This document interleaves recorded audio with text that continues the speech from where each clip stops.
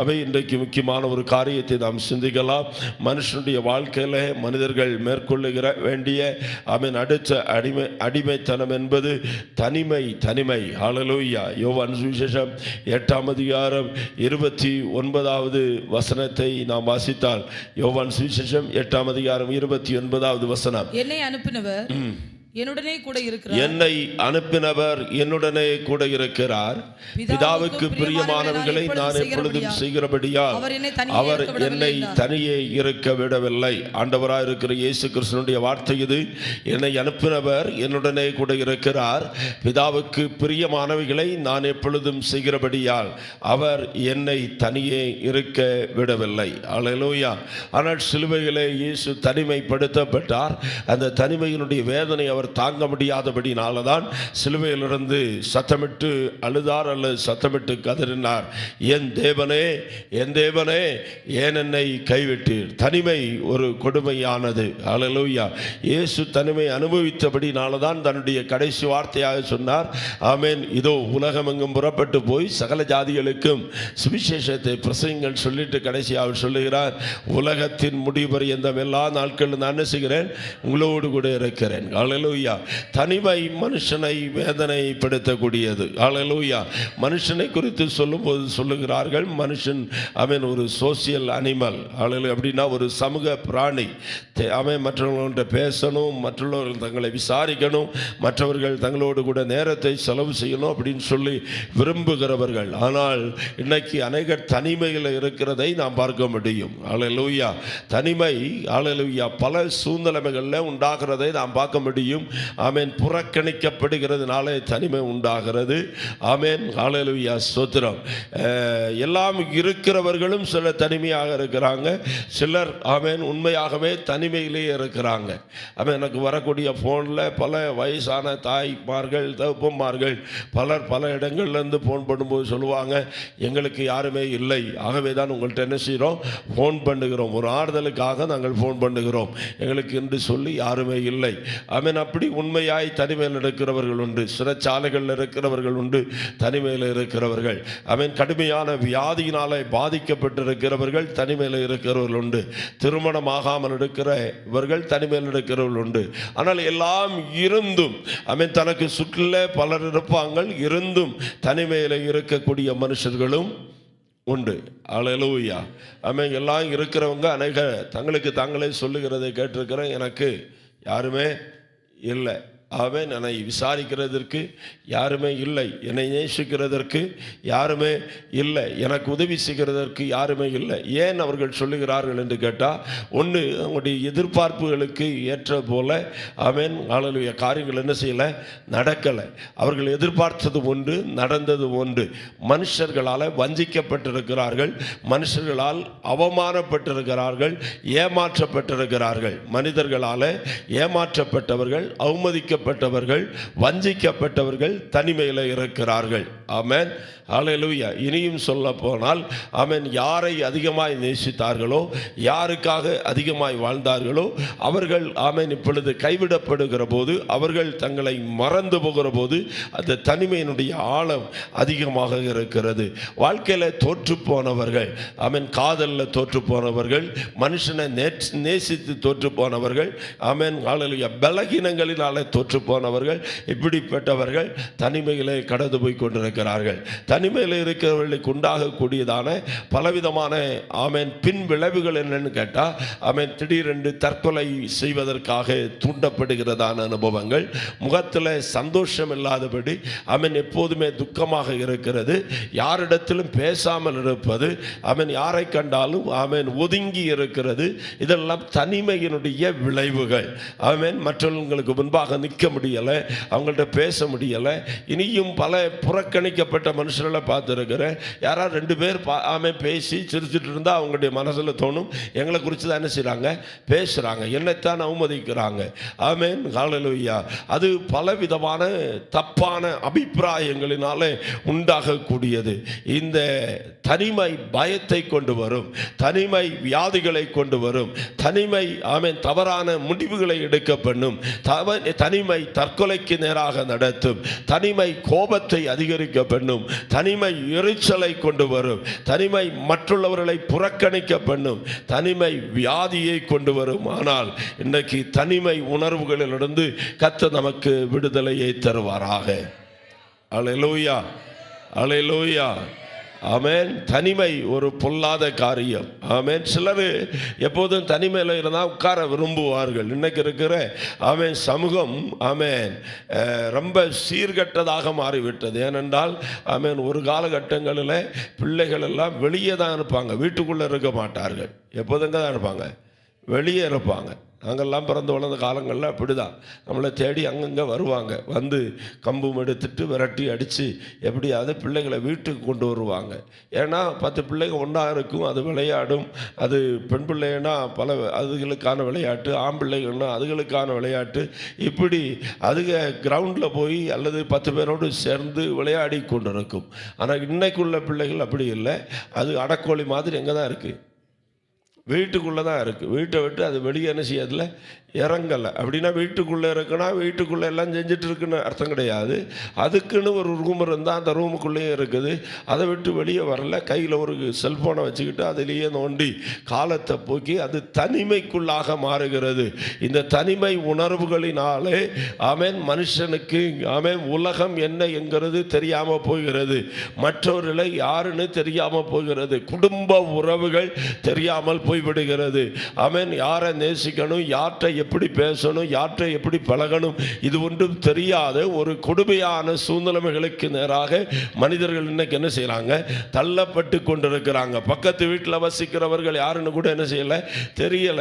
ஏன் அவன் பக்கத்தில் உட்கார்ந்து ஜெபம் பண்றவங்க, ஆராதிக்கிற விசுவாசி யாரு, அவங்க எப்படிப்பட்டவர்கள் என்று தெரியாத ஒரு காலத்துக்குள்ள மனுஷன் தனிமையானவனாக போய் கொண்டிருக்கிறான். சிலர் சொல்லுவாங்க சொந்த காரியம், ஆமாம், அல்லேலூயா, அவன் தான் உண்டு தன் பாடு உண்டு அப்படின்னு சொல்லி அவன் தன்னுடைய வாழ்க்கையை குறித்து மட்டும் ஒதுங்கி போய் கொண்டிருக்கிறவர்கள். அப்படின்னா இயேசு இந்த உலகத்துக்கு வந்திருக்க வேண்டிய அவசியம் இல்லை. 2000 ஆண்டுகளுக்கு முன்பதாக ஆண்டவராக இருக்கிற இயேசு கிறிஸ்து இந்த உலகத்துக்கு வந்ததனுடைய ஒரே ஒரு நோக்கம் நம்மை ரட்சிக்கும்படியாக, ஆமென், அல்லேலூயா, கட்டப்பட்டவர்களை விடுதலை ஆக்கும்படியாக, தரித்திரருக்கு சுவிசேஷத்தை பிரசங்கிக்கும்படியாக. அவர் செல்வ செழிப்பா தனிமையாகவே இருந்திருக்கலாம், இல்லை, அல்லேலூயா, நம்ம கேட்டு வருகிற சத்தியத்தின்படியே ஆண்டவராக இருக்கிற இயேசு கிறிஸ்து ஆதாமையும் ஏவாளையும் உருவாக்கின நாளிலிருந்து இன்னையிலிருந்து மனுஷனோடு கூட உறவாடும்படியாக விரும்புகிறார்.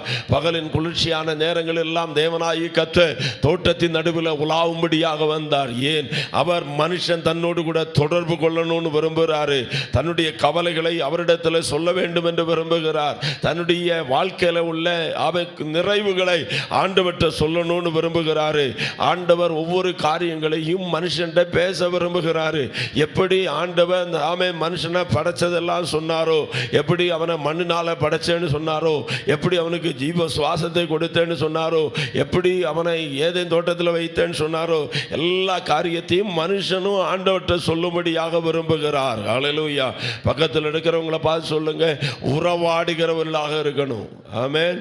அதுக்காக மனுஷன்ட்ட போய் அதிகமாக உறவாடிட்டு இருக்கக்கூடாது, தேவனிடத்தில் உறவாடணும். அல்லேலூயா. எனக்கு யாருமே இல்லை என்று சொல்லக்கூடியவர்களால் எதையும் சாதிக்க முடியாது. ஆனால் ஆமென், அல்லேலூயா, வேதத்தில் அநேக பரிசுத்தவான்களுடைய வாழ்க்கையை பார்க்க முடியும். அவர்களெல்லாம் தனிமைப்படுத்தப்பட்டவர்கள் தான். தாவீது தன்னுடைய குடும்பத்தாலே தனிமைப்படுத்தப்பட்டவன். ஆகவே தான் தாவீது சொல்றாரு, என் தகப்பனும் என் தாயும் என்ன செய்தாங்க, கைவிட்டார்கள். அல்லேலூயா. தகப்பனுக்கு வேண்டாதவன், தாய்க்கு வேண்டாதவன், சகோதரர்களுக்கு வேண்டாதவன். என் யோசேப்பு தனிமைப்படுத்தப்பட்டார். 11 சகோதரர்களும் அவனை புறக்கணித்தார்கள். புறக்கணிப்பிலேயே வாழ்ந்தவன். அல்லேலூயா. ஆமென். அல்லேலூயா. யாபேஸ் அவனுடைய தாய் அவனை பெற்றபோது அவனுக்கு பெயர் வைக்கிறார் துக்கத்தினுடைய பிள்ளை. அவன் தனிமைப்படுத்தப்பட்டவன். ஒரு ரூத் தனிமைப்படுத்தப்பட்டவள். அல்லேலூயா. இப்படி வேதாகமத்தில் பக்தருடைய வாழ்க்கையை பார்த்தா இவர்கள் எல்லாம் புறக்கணிக்கப்பட்டவர்கள், தனிமைப்படுத்தப்பட்டவர்கள். ஆனால் அந்த தனிமை சேனைக்குள்ள அவங்க கிடக்கல. தாவீது சொல்லுகிறார், உம்மாலே நான் ஒரு சேனைக்குள்ளே பாய்வேன், உம்மாலே நான் ஒரு மதிலை தாண்டுவேன். பவுல் சொல்றாரு, என்னை பலப்படுத்துகிற கிறிஸ்து இயேசுவினாலே எல்லாவற்றையும் செய்ய எனக்கு பலனுண்டு. எலியா தனிமைப்படுத்தப்பட்டார். எலியா சொல்றாரு, ஆண்டவரே, இயேசுபேல் எத்தனை ஆமென் ஹல்லேலூயா தேவனுடைய தீர்க்கதரிசிகள் எல்லாம் கொண்டு போட்டாள், அவள் பாகாலுக்காக தூபம் காட்டி கொண்டிருக்கிறாள், இஸ்ரவேலுடைய தீர்க்கதரிசிகள் எல்லாம் கொண்டு குவித்து விட்டாள், நான் ஒருவன் மட்டும்தான் தப்பி இருக்கிறேன். ஆண்டவர் சொன்னார், நீ தனித்தவன் அல்ல, பாகாலை முத்தம் செய்யாத, பாகாலுக்கு முன்பாக முழங்கால் படியிடாத 7000 பேரை நான் வேதியாக வச்சிருக்கிறேன் அப்படின்னு ஆண்டவர் சொன்னார். ஹல்லேலூயா. தனித்து நான் என்ன செய்ய முடியும்? ஆனால் ஆண்டவர் சொல்றாரு, ஆமென், திறப்பில் நிற்கவும் சுவரை அடைக்கவும் தக்கதாக ஒரு கூட்டத்தை தேடினேன் என்றல்ல, ஒருவனை தேடினேன், ஒருவனை. ஹல்லேலூயா. வசனம் சொல்லுகிறது, தனிமையானவர்களுக்கு கர்த்தர் என்ன செய்கிறாரா? வீடு வாசலை ஏற்படுத்துகிறார், கட்டுண்டவர்களை விடுதலை ஆக்குகிறார். தனிமை என்பது கொடுமையானது. ஆமென் ஹல்லேலூயா ஸ்தோத்திரம். இந்த மனவியாதி பிடித்தவங்க எப்படி இருப்பாங்கன்னு கேட்டா, அவங்க தனிமையாக தான் இருப்பாங்க. அவங்க யாரு கூட என்ன செய்ய மாட்டாங்க, ஆமென், வருவதில்லை. அவருடைய வாழ்க்கை என்ன செய்கிறன்னா, இருட்டுக்குள்ளே இருக்கிறவர்கள், ஆமென், அடைக்கப்பட்ட நிலைமையில் இருக்கிறவர்கள். ஆனால் அப்படிப்பட்டவர்களையும் விடுதலை ஆக்கும்படியாகத்தான் ஆண்டவராய் இருக்கிற இயேசு கிறிஸ்து ஹல்லேலூயா உலகத்திலே வந்தார். நசரனாய் இயேசுவை தேவன் பரிசுத்த ஆவியினாலும் வல்லமையினாலும் அபிஷேகம் பண்ணினார். எதற்கு? தனிமையில் இருக்கிறவர்களை விடுதலை ஆக்கும்படிக்கு. ஹல்லேலூயா. ஒரு மோசையை பாருங்க, ஹல்லேலூயா, நல்ல சுக சௌரியத்தில் வாழ்ந்தவர், ஆமென் ஹல்லேலூயா, நன்மை செய்கிறார் இஸ்ரவேலருக்கு. அந்த நன்மை தீமையாக அவங்க மாட்டினாங்க. அடுத்த நாள் சொல்றான், எகிப்தியனை கொன்னது போல என்னை என்ன செய்வாயா? கொன்னுருவாய். இந்த வார்த்தையினால ஆமென், போதும், எகிப்தே போதும், இனி இந்த பக்கமே வரக்கூடாது, பார்வனை கொன்றுவான்னு சொல்லி உயிருக்கு பயந்து மோசே ஓடிக்கொண்டிருக்கிறார். வேத பண்டிதர்கள் சொல்லும்போது என்ன சொல்றாங்கன்னா, ஆமென், மீதியான் தேசத்துக்கு வந்ததான மோசே, ஆமென் ஹல்லேலூயா, ஒரு கிணற்றங்கரையில் வந்து உட்கார்றாராம். அந்த கிணற்றங்கரையில் உட்கார்ந்து கொண்டிருக்கிற போது அந்த கிணற்றுக்குள்ள ஆழமான கிணறு, தண்ணி கிடக்கிற, அவன் தனிமையில் உட்கார்ந்து இருக்கிறான். அந்த தனிமைகளை பிசாசு வந்து சொல்லுகிறான், போதும் மோசே, நீ இந்த கிணற்றுல விழுந்து செத்துக்கோ அப்படின்னு பிசாசு சொல்லி கொண்டிருக்கிற நேரத்தில் தான் எத்ரோனுடைய குமாரத்திகள் ஆடுகளை மேய்த்து கொண்டு அங்கே வருகிறார்கள். ஆமென். அவனுடைய முகம் அந்த தண்ணீரில் பார்க்கிறது, பலவிதமான நினைவுகள். அந்த தனிமை உணர்வில் இருக்கிறவன் பலவிதமான சிந்தனைகளுக்குள்ளே போவான். ஹல்லேலூயா. தனிமை கொடுமையானது. தனிமையில் இருக்கிறவர்கள் தான் கொலை பாதகர்களாய் மாறுகிறார்கள். தனிமையில் இருக்கிறவங்க தான் அட்டூழியம் செய்கிறவர்களாய் மாறுகிறார்கள். அந்த தனிமை அவர்களை விரக்திக்கு நேராக கொண்டு வருகிறது. ஆனால் அந்த தனிமையில் இருந்த மோசையை ஆண்டவர் சந்திக்கும்படி சிலரை அனுப்புகிறார். ஆமென். அவனுக்கு தங்குவதற்கு இடம் கொடுப்பதற்காக, அவனை பராமரிப்பதற்காக ஒரு கூட்டத்தை கர்த்தர் ஆயத்தப்படுத்துகிறார். ஹல்லேலூயா. நம்முடைய வாழ்க்கையிலும் பல தனிமையின் மத்தியில் நாம் கடந்து போகிற போது கர்த்தர் நமக்கு உதவி செய்யக்கூடியவராக இருக்கிறார். இந்த காலவேளையில் தனிமையிலிருந்து நாம் விடுதலை பெற நாம் என்ன செய்ய வேண்டும்? எப்படி தனிமையை மேற்கொள்ளுகிறது? அந்த லோன்லினஸ், ஏகாந்ததா, தமிழ்ல தனிமை, தனிமைப்படுத்தப்படுகிற புறக்கணிப்புகள், எனக்கு யாரும் இல்லை என்ற எண்ணத்தில் இருந்தெல்லாம் எப்படி விடுதலை பெறுகிறது என்று சொல்லி ஒரு 7 காரியத்தை பகிர்ந்து கொள்ள விரும்புகிறேன். சீக்கிரமாய் ஒரு வசனங்களையும் வாசியுங்கள். கர்த்தருடைய ஆவியானவர் நமக்கு உதவி செய்வாராக. 1 எபிரேயருக்கு நிருபம் 12ஆம் அதிகாரம் 15-16 வசனங்களை வேகமாய் வாசிக்கலாம். எபிரேயருக்கு நிருபம் 12ஆம் அதிகாரம் 15-16 வசனங்கள். ஒருவனும் தேவனுடைய கிருபை இழந்து போகாதபடிக்கு, ஒருவரும் தேவனுடைய கிருபை இழந்து போகாதபடிக்கு, யாதொரு கசப்பான வேர் முளைத்து எழும்பி கலக்கம் உண்டாக்குறதுனாலே அநேக தீட்டுப்படாதபடிக்கு, ஒருவரும் வேசிக்கள்ளனாகவும், ஒருவேளை போஜனத்திற்காக தன்னுடைய சேஷ்டபுத்திர பாகத்தை விற்று போட்ட ஏசாவை போல சீர்கெட்டவனாகவும் இராதபடிக்கு எச்சரிக்கையாக இருங்கள். 1, தனிமையை மேற்கொள்ள கசப்பிலிருந்து வெளியே வரணும். சொல்லுங்க, கசப்புகளை உள்ள வைத்திருக்க கூடாது. அது ஒரு வேர். அந்த வேர் உள்ள இருந்தால் அது முளைச்சிட்டே இருக்கும். ஹல்லேலூயா. சின்ன கறிவேப்பிலை செடியெல்லாம் பாருங்கள், அது நல்லா வேர் விட்டுனா அந்த வேர் எங்கெல்லாம் போகுதோ அங்கேருந்தெல்லாம் என்ன செய்யும்? முளை வந்துட்டே இருக்கும். அல்லேலூயா. இன்னைக்கு அனைவருடைய வாழ்க்கையில் இந்த வேறு, கசப்பினுடைய வேர் உள்ள இருந்தால் அது நம்மை பாதிக்கும். கசப்பின் வேர் தனிமையை கொண்டு வரும். தனிமை கசப்பை அதிகரிக்க பண்ணும். அந்த கசப்பு நம்மை மனிதனை விட்டு புறக்கணிக்க பண்ணிவிடும். அல்லேலூயா. 2, மற்றவருடைய வேதனையை புரிந்து கொள்ளணும். தனிமையில் இருக்கிறவங்க அதிகமாக சொல்றது என்னன்னா, தன்னுடைய வேதனை தான் அவனுக்கு பெருசா இருக்குமே ஒழிய பிறருடைய வேதனை என்ன செய்யாது, பெருசா தெரியாது. சிலர்லாம் பாருங்கள், சிலர் வந்து பேசிகிட்டு இருப்பாங்க, பேசிகிட்டு இருக்கும்போது ரொம்ப நிசாரமாக இதெல்லாம் பெரிய பிரச்சனையாக்கும். நான் அனுபவிக்கிற பிரச்சனை தான் என்னது, சோத்திரம். ஒவ்வொருவருக்கும் அவரவர் அனுபவிக்கிற பிரச்சனை அவங்கவுங்களுக்கு என்னதான், பெருசு தான். அல்லேலூயா. அப்படின்னா சிலருக்கு சின்னதாக இருக்கலாம், ஆனால் அவங்களுக்கு அது பெருசு. அந்த வேதனையை நான் புரிந்து கொள்ள பழகி கொள்ளணும். என்னுடைய வேதனை தான் பெருசு, நான் தான் உலகத்தில் என்னமோ பெரிய காரியங்களை எல்லாம் சந்திக்கிறவன் அப்படின்னு நினைத்து கொண்டிருக்கக்கூடாது. நம்மை விட வேதனைப்படுகிற ஆயிரக்கணக்கான ஜனங்கள் உலகத்தில் இருக்கிறார்கள். நம்மை விட பிரச்சனைக்குள்ளே போகிறவர்கள் ஆயிரக்கணக்கில் இருக்கிறாங்க.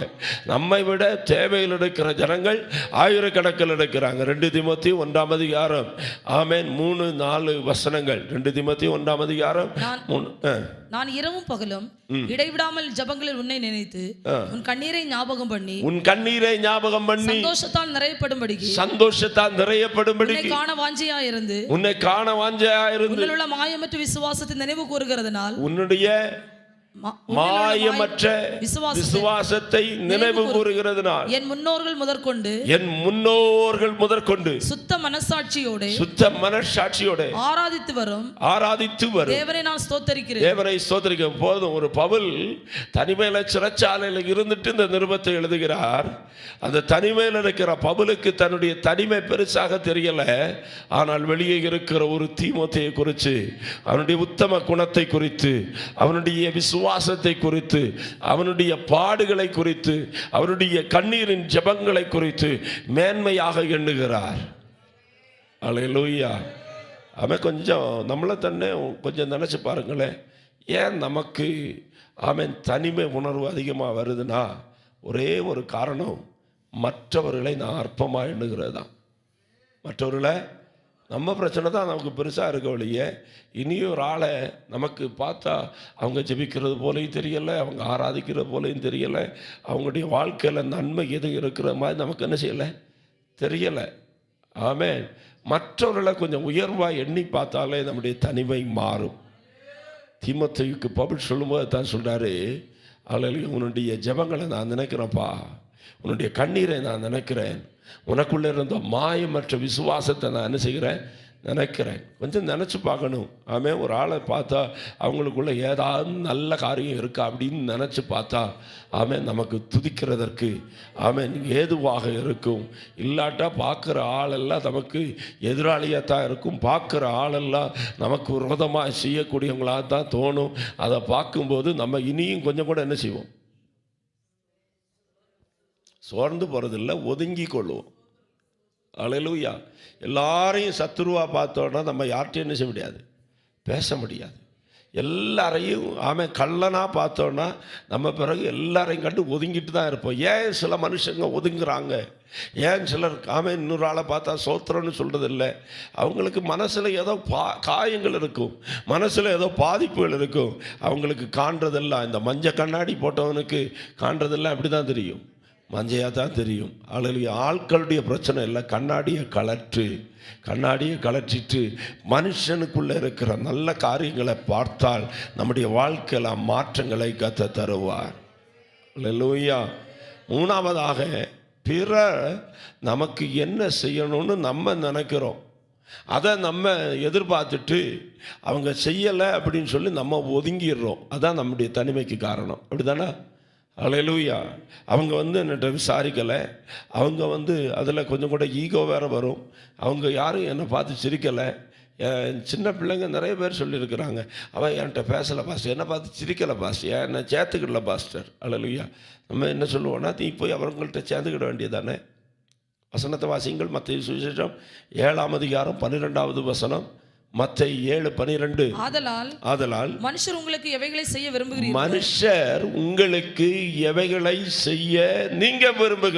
அவைகளை நீங்கள்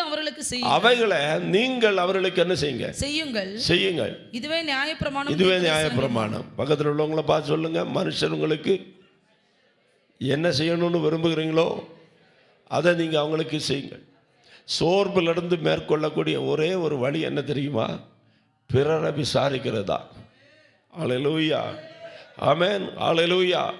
கீழே விழுந்து கிடக்கிற ஒரு ஆள் எழுந்திருக்க ஒரே வழி இனி விழுந்து கிடக்கிற ஒரு ஆளுக்கு ஆறுதலான 2 வார்த்தை சொல்லுகிறதா.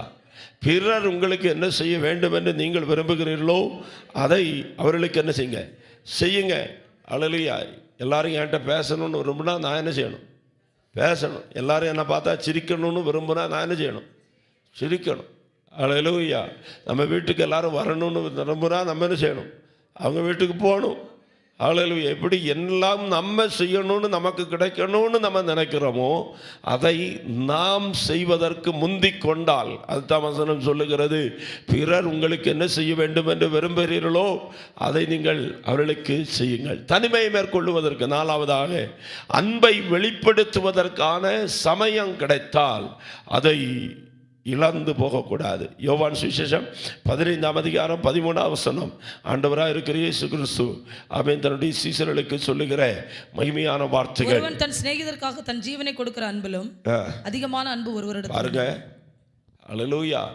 ஒருவன் தன்னுடைய சிநேகிதனுக்காய் ஜீவனை கொடுக்கிற அன்பிலும் அதிகமான அன்பு இல்லை. சோத்ரா. அல்லேலூயா. இன்னைக்கு ஜீவன் எல்லாம் கொடுக்கண்டா, ஒரு முட்டாய் கொடுத்தாலே போதும். மனசிலாவில்லையா? ஒரு பிறந்த நாளுக்கு சோத்திர ஹாப்பி பர்த்டேன்னு ஒரு கையை கொடுத்து சந்தோஷமாக ஒரு வாழ்த்து சொன்னாலே அவங்களுக்கு எப்படி இருக்கும்? இது ஒன்றும் நம்ம செய்ய மாட்டோம். நம்ம பரிசுத்தவான்கள், நாங்கள் ரொம்ப பக்தி உள்ளவர்கள். யாரையும் பார்த்தா சிரிக்கவும் மாட்டோம், பேசவும் மாட்டோம், பிறகு புலம்பிட்டு நடப்போம். ஏன் பிறந்தாய் மகனே, நீ ஏன் பிறந்தாயோ? பிறகு அழுது பாடுவோம், தனிமை வாட்டும் போது. அல்லேலூயா. புரியுதா? அதாவது அன்பை வெளிப்படுத்துவதற்கு உனக்கு ஒரு வாய்ப்பு கிடைத்தா வெளிப்படுத்தணும். ஜீவனெல்லாம் கொடுக்கண்டாம். ஒரு பிள்ளை நல்லா படித்து மார்க் எடுத்துட்டுனா ஒரு பாராட்டு. அல்லேலூயா, ஆமென். நல்ல ஒரு பாட்டு பாடினா சோத்திரப்பா, நல்லா ஒன்று பாடினேன். அல்லேலூயா, அல்லேலூயா. செஞ்சால் நமக்கு பதில் என்ன செய்யப்படும். இல்லைன்னா நம்ம ஒதுங்கிட்டே இருக்க வேண்டியதான். அல்லேலூயா. ஒதுங்குற ஆளுங்க என்னைக்கும் ஒதுங்கிட்டு தான் இருக்கும் கடைசி வரைக்கும். ஆனால் நம்ம ஒதுங்குறவர்களாய் கர்த்தர் படைக்கலை. நம் கர்த்தருக்காய் உபயோகமுள்ளவர்களாய் மாறும்படி கர்த்தர் வச்சிருக்கிறார். அல்லேலூயா. ஒவ்வொரு வினைக்கும் ஒரு எதிர்வினை உண்டு. அப்படின்னா மற்றவர்களை என்ன செய்யணும்? நேசிக்கணும். ஆமென். அன்பை வெளிப்படுத்துவதற்கு ஒரு வாய்ப்பு நமக்கு கிடைக்குது. ஏதோ ஒரு சூழ்நிலைமைகளை அன்பு கூறுவதற்கு ஜீவனை கொடுக்க வேண்டாம். இயேசு கொடுத்த மாதிரி சிநேகிதனுக்கு என்ன செய்ய வேண்டாம்? ஜீவனை கொடுக்க வேண்டாம். அல்லேலூயா. அது ரொம்ப ஓவராக போயிட வேண்டாம். அல்லேலூயா. ரொம்ப ஓவராக எல்லாம் பாராட்ட வேண்டாம். அல்லேலூயா. அளவா. ஆமென். ஆண்டவருக்கு உண்மையாக, ஆண்டவர் பிரியப்படக்கூடிய நிலைமைகளை, ஆண்டவர் மகிமைப்படக்கூடிய நிலைமைகளை செஞ்சால் அது ஆசீர்வாதமாக இருக்க வேண்டும். அல்லேலூயா. ஆமென். தனிமை மாறணும்னா முக்கியமானது ஆமென். நீதிமொழிகளின் புத்தகம் 16:7. நீதிமொழிகள் 16:7. ஒருவனுடைய வழியில் கர்த்தருக்கு பிரியமாயிருந்தால், ஒருவனுடைய வழியில் கர்த்தருக்கு பிரியமாயிருந்தால் அவனுடைய சத்துருக்களும் அவனோடு சமாதானமாகும்படி செய்வார். அவனுடைய சத்துருக்களும் அவனோடு கூட சமாதானமாகும்படி செய்வார். இதா புரியுதா? அல்லேலூயா. நம்ம மற்றவங்களை மாற்றுறதுலையே நேரத்தை செலவு செய்கிறோம். நம்ம என்ன செய்ய மாட்டோம்? மாற மாட்டோம். வசனம் என்ன சொல்லுது? நீ சத்துருவை மாற்றிரு அப்படின்னு சொல்லுதா? நீ மாறணும் சொல்லுதா? அவன் நீ மாறணும். உன் வழி கர்த்தருக்கு முன்பா எப்படி இருக்கணும்? நீ மாறிட்டனா உன் சத்துரு என்ன செய்வான்? மாறிடுவான். அல்லேலூயா. சில ஆளுங்க புருஷனை மாத்திரக்கு படுற பாடு, சில ஆள் புஞ்சாதியை மாத்திரக்கு படுற பாடு. ஆமென். மாத்திரக்கு தான் நினைக்கிறோம் ஒழிய நம்ம மாறுறது இல்லை. நம்ம மாறினால் எல்லாம் மாறும். பக்கத்தில் உள்ள கையோடு சொல்லுங்க, நாம் மாறினால் சூழ்நிலைமையே மாறும். ஆமென். அல்லேலூயா. நம்ம மாறினா நம்ம தேசமே மாறும். நமக்குள்ளே ஒரு பெரிய மாற்றத்தை கர்த்தர் தருவாராக. தனிமையிலிருந்து கர்த்தர் விடுதலையை தருவாராக. அல்லேலூயா. அடுத்ததாக, சபை கூடி வருதலை அலட்சிய பண்ணி விடக்கூடாது. ஆமென்.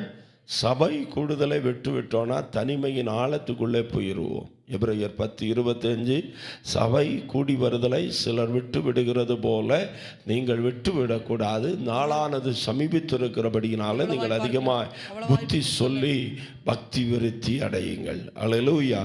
அடுத்ததாக ஏசாயா 43:18-19, விசுவாசிக்கணும், முந்தினவைகளை நினைக்க வேண்டாம், பூர்வமானவைகளை சிந்திக்க வேண்டாம். செத்தாலும் மறக்க மாட்டேன்னு சொல்லி சிலதை பிடிச்சு அப்படியே நினைச்சிட்டு இருக்க வேண்டாம். சொல்லுங்க, செத்தாலும் மறக்க மாட்டேன் அப்படின்னு. முந்தினவைகளை நினைக்க வேண்டாம், பூர்வமானவைகளை சிந்திக்க வேண்டாம். கடந்து வந்த பாதைகளை திரும்பி பார்க்கிறேன்னு கர்த்தருக்கு நன்றி சொல்லணும். ஆனால் மனிதன் செய்தவைகளை, யோசேப்பு அதுதான், என் தகப்பன் வீட்டை கர்த்தர் எனக்கு மறக்க பண்ணினார் என்று சொல்லி மகனுக்கு மனாசை என்று பெயரிட்டார். ஆமென். பழைய காரியங்களையே நினைச்சிட்டு இருக்காதபடி ஆமென், புதுசுக்கு நேராக நம்முடைய சிந்தையை வைக்கணும், புதிய ஸ்டெப் வைக்கணும். தோற்று போன இடத்திலிருந்து திரும்ப எழும்பிடணும், காயப்பட்ட இடத்திலிருந்து திரும்ப எழும்பிடணும், பிரச்சனைகளிலிருந்து எழும்பிடணும். கர்த்தர் நமக்கு உதவி செய்வார். கர்த்தர் நமக்கு துணையாக நின்று காரியங்களை வாய்க்க பண்ணுவார். நீ எழும்பினால் கர்த்தர் உனக்காக உதவி செய்வார். அல்லேலூயா. முந்தினவைகளை நினைக்க வேண்டாம், பூர்வமானவைகளை சிந்திக்க வேண்டாம், இதோ நான் புதிய காரியத்தை செய்கிறேன். அல்லேலூயா. அடுத்ததாக, பரிசுத்தவான்கள் காட்டியிருக்கிற நல்ல மாதிரிகளை பின்பற்ற வேண்டும். ஆமென். அதுக்கு அடுத்ததாக, வழியை கர்த்தருக்கு ஒப்பு கொடுக்க வேண்டும். அல்லேலூயா. இரவும் பகலும் கர்த்தருடைய வேதத்தில் தியானமாக இருந்து பாருங்கள்.